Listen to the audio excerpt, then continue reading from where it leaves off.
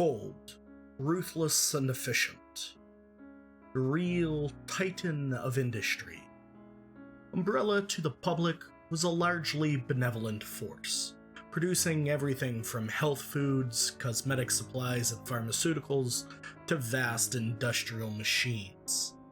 By the early 21st century, 9 out of every 10 households owned at least one of their products.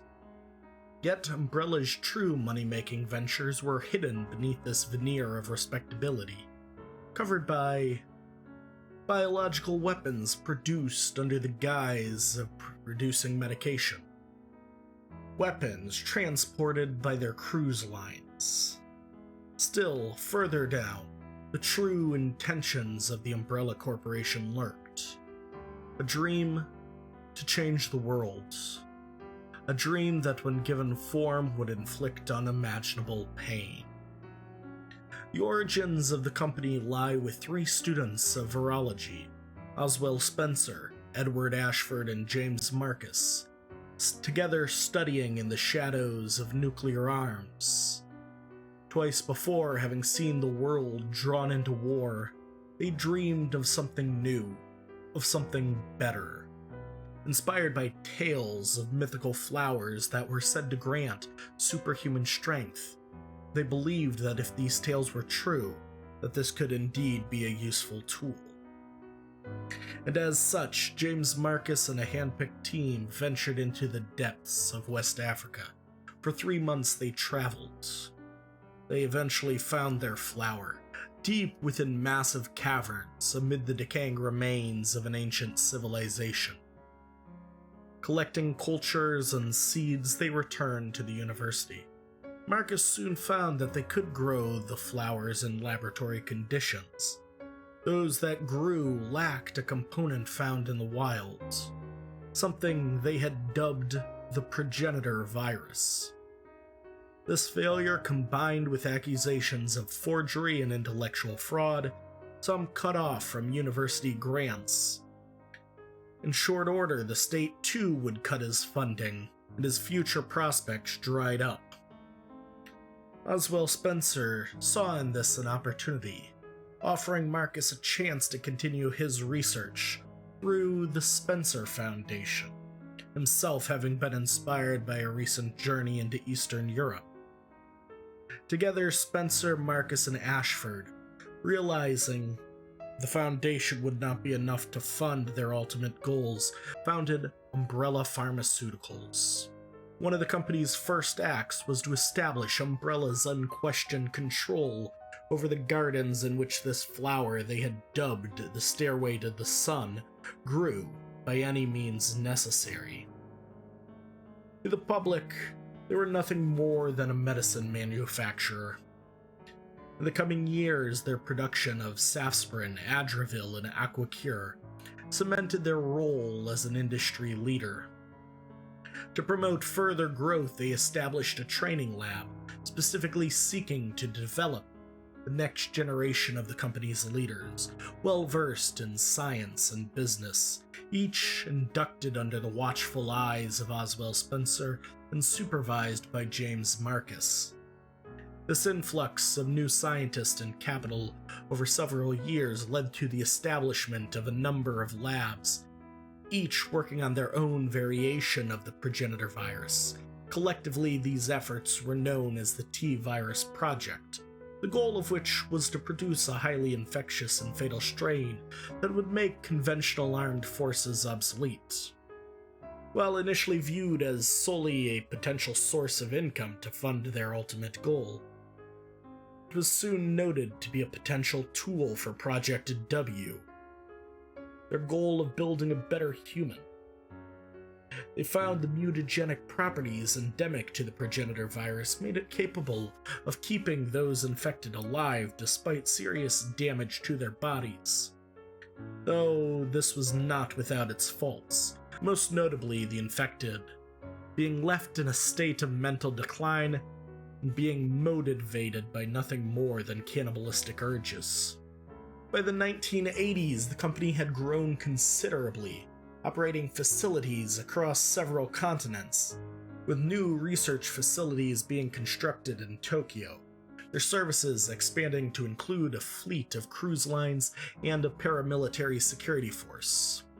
Such an organization soon found itself being dragged into an expanding power struggle, used to target and eliminate threats to the company.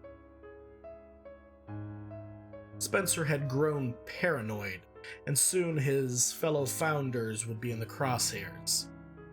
Dr. Ashford would perish under suspicious circumstances, and Marcus too would find himself in the crosshairs. His decision to use his trainees as guinea pigs would make him quite unpopular with the executive board. Still, other scientists would meet mysterious ends, disappear, or be reduced to low-level officials in the coming months. With his position secure, Spencer set about restructuring the company, dividing it along continental lines.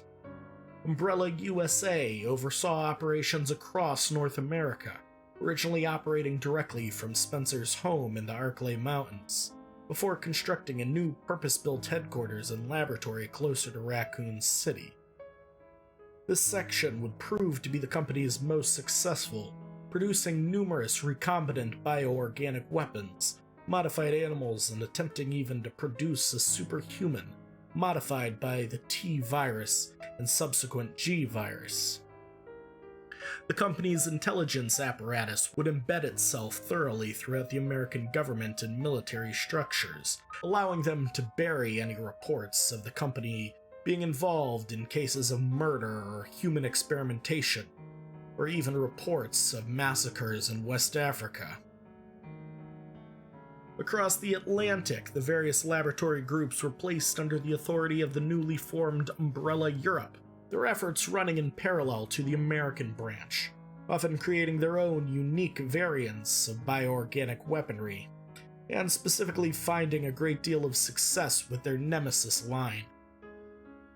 To the far south, Umbrella South Pole was founded in secret, operating independently from the other departments, their focus largely on human cloning, and as a secondary purpose, serving as a transit hub for the broader company. The collapse of the Soviet Union presented the company with still new opportunities for expansion. Clandestine facilities opened across the Caucasus Mountains. Umbrella security services swelled with soldiers and guerrillas from the now defunct state, their armories filled to the brim with military equipment and aircraft. Using its newfound strength, Umbrella assumed control of Rockford Island, using it as a training center for their security forces and a detention facility for those that asked too many questions. The increase in personnel saw the establishment of a private military force, Umbrella Biohazard Countermeasure Service, a force tasked with countering any accidental biohazards released by the corporation. In May of 1998, Umbrella succeeded in the mass production of a humanoid bioweapon.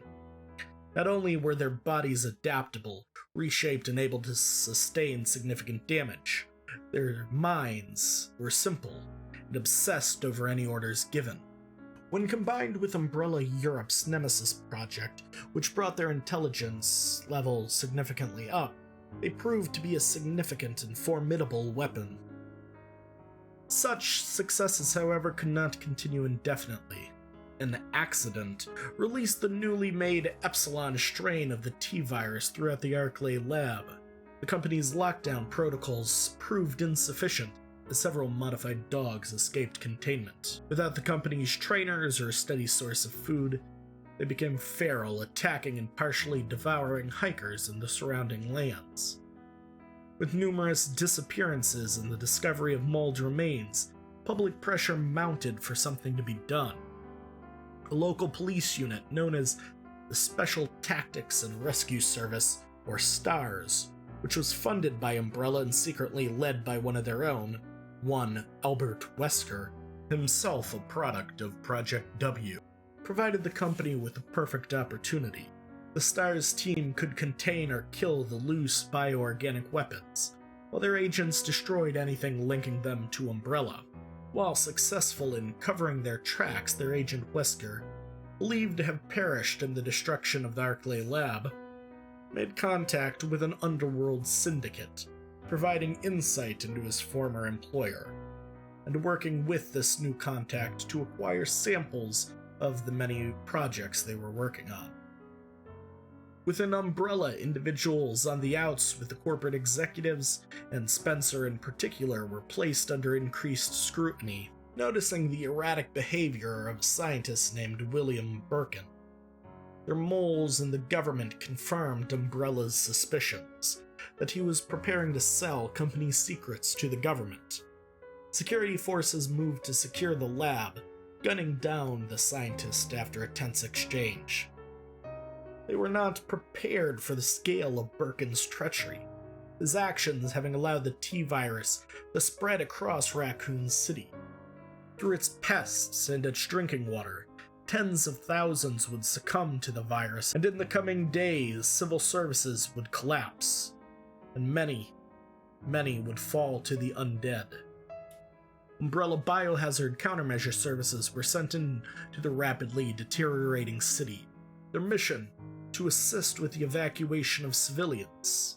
A mission they failed, their positions falling to the undead horde. The United States Army, supported by units of the National Guard, were left with little option but to abandon the city and its denizens, and to establish a quarantine zone. Amidst the death, Umbrella found opportunity, deploying their newly produced BOWs to the city, where they would be able to eliminate remnants of the STARS program and get real-world combat testing data for their newer models. And ultimately, when the government made the decision to destroy the city, all direct evidence connecting the company to the disaster was destroyed along with it. Even so, in the aftermath of the destruction of Raccoon City, Umbrella floundered. The expansion of their corporate rivals, the cost of covering the incident up, statements by survivors and America restarting its own bioweapons program, all took their toll on the company.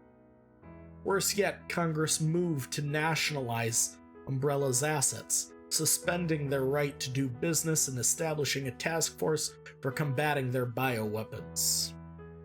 Spencer moved to tie the government up in court bureaucracy, all the while purging the company's executive staff, closing facilities nominally due to poor sales, but in fact seeking to hide the company's past, specifically the Stairway to the Sun.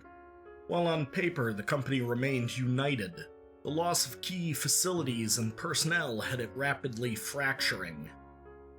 With terrorist strikes and rogue employees feeding weapons into the black market, prototype BOWs previously declared worthless entered mass production to keep the company afloat. Their condition seriously worsened as their legal efforts came to a close, faced with testimony from former employees and the government gaining access to the company's archives from Albert Wesker. This led to the court upholding the government's decision, and in its immediate aftermath, Umbrella declared bankruptcy, the last independent vestiges of the company hanging on in Russia and Japan for another year before they too collapsed. The company's leader, Oswald Spencer, became the subject of an international manhunt. Isolated, Spencer desperately sought to utilize the T-virus to prolong his own life, to create an immortality virus, only to be murdered in his family estate. In light of repeated outbreaks in Spain, New York, and even the White House, the company would be reborn, headed by government-cleared former employees and under governmental oversight. Umbrella USA was restored as a company. Their collective experience working with both the T and G virus was used for developing anti-BOW tech, vaccines, and cures. Whether this is truly a new direction for the company, or some long con, only time will tell.